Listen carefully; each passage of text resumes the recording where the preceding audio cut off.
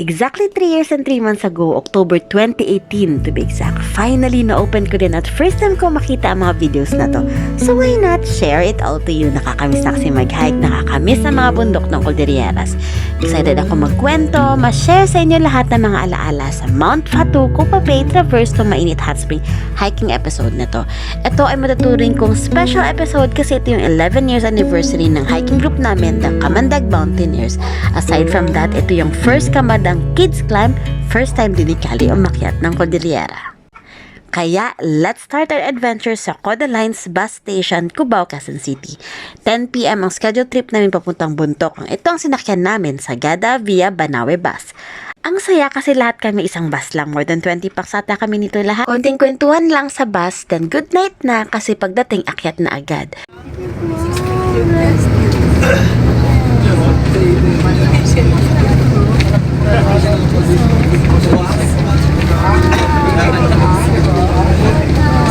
Dami ko compare ko sila sa 1,000. 1,000 ba kay Battle? 1,000.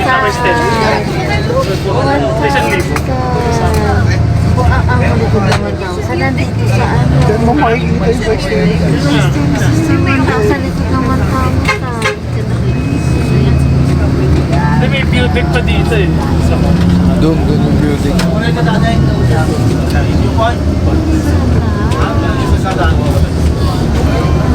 Puro naglalakad lang ay sumakit.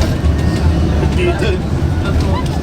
By 6 AM, good morning Banawe! We're all greeted by the famous Banawe Rice Terraces. Pag via Banawe pala ang bus ng sasakyan nyo going to Sagada, merong 10 minutes stopover sa view deck ng Rice Terraces para sa lahat na gusto magpa-picture. Syempre, hindi kaming papauli sa picture taking.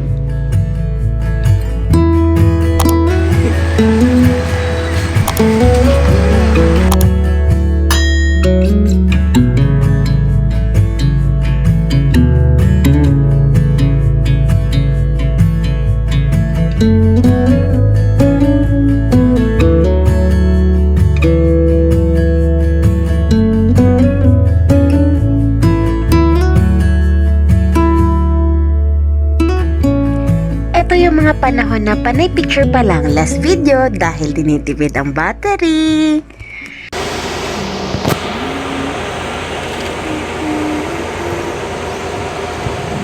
From Banawe, another 2.5 hour pa going to Bontoc, Cordillera region na isa sa mga favorite destination ko sa Pilipinas. Sobrang ganda niya kasi maraming pine trees, scenic, long and winding road at syempre malamig.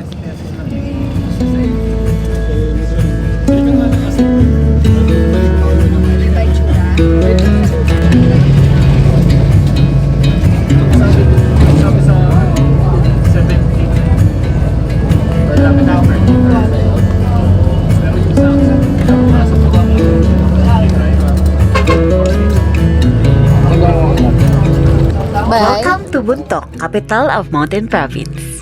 Ang Bontoc ay ang historical capital ng buong Cordillera region. Parang ito ang city nila. Lahat ng businesses, munisipyo at capital doon nila dito makikita.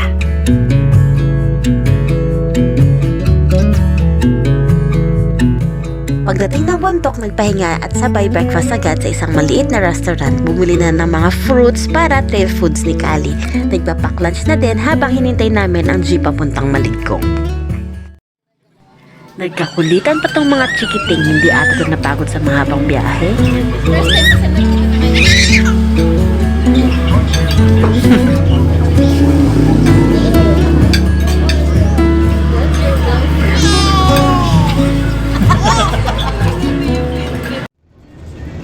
Upload is live dito sa Cordillera, so ang iba nakatupload lang habang kami ni Kali dito sa baba. Ito yung going to Maligcong na, so from Bontoc, uphill road na agad ang dadaanan nyo. Kaya ang mga jeep dito, ang tawag ay monster jeep, ang driver naman mga halimaw sa galing mag-drive.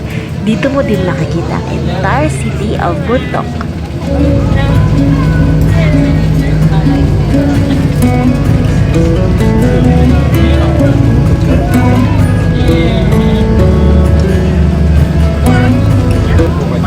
Mas malamig na ang hangin pagdating sa Maligcong. Sa Suset Homestay kami lahat naka-check-in. May family room at meron din dormitory type rooms. Lahat na may chikiting sa family room. Sa club, isa lang picture pero ang ganda ng place na to. Complete amenities, may store sa taas, may water heater at facing to Maligcong Rice Terraces. Isa sa mga sinaunang rice terraces dito. Huwag na kayo magtanong kung magkano ha, kasi yan ang nakalimutan ko. So anyways, pagdating sa homestay, nag-relax ng saglit, prepare and pack na ng things. Dito nyo na din mamita inyong mga guides. Since marami kami, 3 ang naka-assign na guide sa amin. Kahit pagod sa biyahe, kitang-kita na excited lahat sa sunset hike going to Mount Fato. We always start our hike with a prayer, then short briefing ng mga guides. Unfortunately, ang hina ng volume ni GoPro 4 dito, sayang. Pero hayaan mo na, at least may video, diba? Since nasa Cordillera tayo, may mga reminders sa mga guides sa kanilang customs and traditions. So we as visitors, kailangan natin magbigay respeto. I would be up waiting for you if you had to leave. I would wait a lifetime if you were at sea. I just wanna say that I feel that our love is real. Maybe we should hurry up and seal the deal. Oh, oh, I just wanna love you right. Oh, oh, love you till the end of time. I just wanna hold you. 5 minutes walk lang ata from the homestay, jump off na agad ng Mount Fato. It's a climb na agad ang daan. Buti na lang magaan pa si Kali dito. At laking pasalamat talaga namin dito sa B-Bear Carrier. Ang tibay, mahal pero worth the price. Si Kuya Guide at si Kuya Matt, sila ang lead namin dito. Habang kami, take 5 muna, pahinga muna saglit, biglang paangat agad eh. Labas lahat ng pagod at puyat sa biyahe. Si Kali, parang wala lang nangyari. Hold you for forever. Every day you're making me better. 'Cause a love like this is rare. And I wanna take you there. Finally, merong malawak na open space. Time to regroup and pahinga ulit.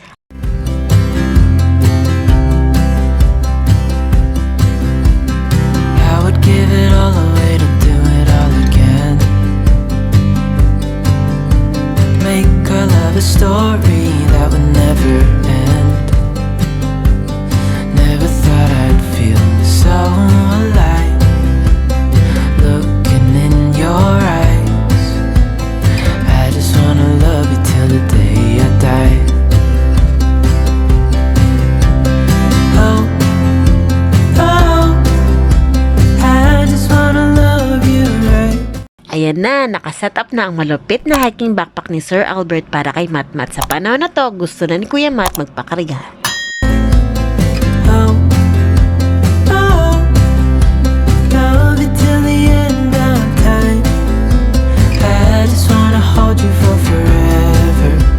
Every day you're making me better. 'Cause I love like.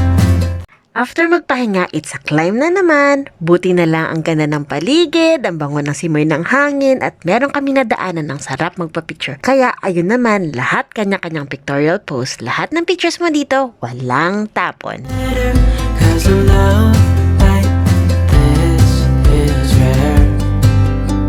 And I wanna take you there. If I'm gonna love somebody, I just wanna love. At pagod na ang aming munting kalikasan. Sleeping Beauty na siya. Matutulog lang yan sa trail at pagdating sa summit, doon naman siya magikising. Nauna na lahat habang kami enjoying the trail, walking the pine forest of Maligcong. If I'm gonna love somebody, I just wanna love you. If I'm gonna love somebody, I just wanna love you. If I'm gonna love somebody, I just wanna love you. Oh, oh, I just wanna love you right. Oh, oh, love you Finally, welcome to Mount Fato Summit with 1,438 meters above sea level, and welcome to Kalikasan 6 mountain hike. It takes us more or less than 2 hours of uphill hike along the pine tree forest from the homestay. Alam niyo ba kung saan ang summit dito? Ito yun no, itong mismong rock formation. Sabi ng guide, Fato means big rock. Oy bata, summit na, gising na!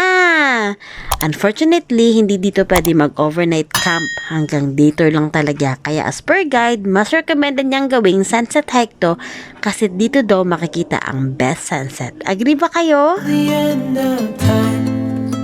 I just wanna hold you for forever. Ayan, gising na ang bata. Pwede na mag-family and group pictures. Ang saya ng puso ko dito, aside from first Cordillera climb to ni Kali, take note and masuot pa lang siya dito at hindi pa marunong maglakad. But slowly, naparanasan namin sa kanya ang magic ng Kalikasan. Start them young, ika nga. I always found that every mountain I've climbed has taught me important lessons in life and gusto ko yun i-pass on sa kanya. Mountain teaches us to have a positive outlook in life, patience, and persistence. Likewise, to be humble and grateful to our great Creator. How great thou art, Lord. Thank you for a gift of nature. Quoting from one classic quote, not to look at the whole mountain, take it one piece at a time. Kahit lahat puyat at pagod sa 10 hours na biyahe, isama mo pa ang it's a climb, agad na trail at may bit-bit pang mga bata. Go pa rin, nakangiti pa rin sa ganda ng Maligcong Pine Tree Forest. Hindi lang yan, nabiyayaan pa kami ng napakagandang sunset. Indeed, in mountains, you will meet the most amazing people with the same goal to get to the top of the mountain and to join nature's beauty. Sadly, sa mundo ginagalawa natin ngayon, ito ay naging masayang alaala na lang. Kaya ang take ko sa pandemic, let's celebrate life while we still can. Embrace, connect, and spend quality time with your loved ones. Make each day a memorable day because every day is special. After pictorial, biglang bumuhos ang ulan. Kaya pabilisan na bumaba ang mga walang payong while kami nanamnam ang ganda ng paligid at simoy ng pine forest. Pagdating sa homestay, kanya-kanyang pahinga kasi bukas 3 AM ang call time for Mount Kapapay Sunrise Hike. Abangan nyo yan!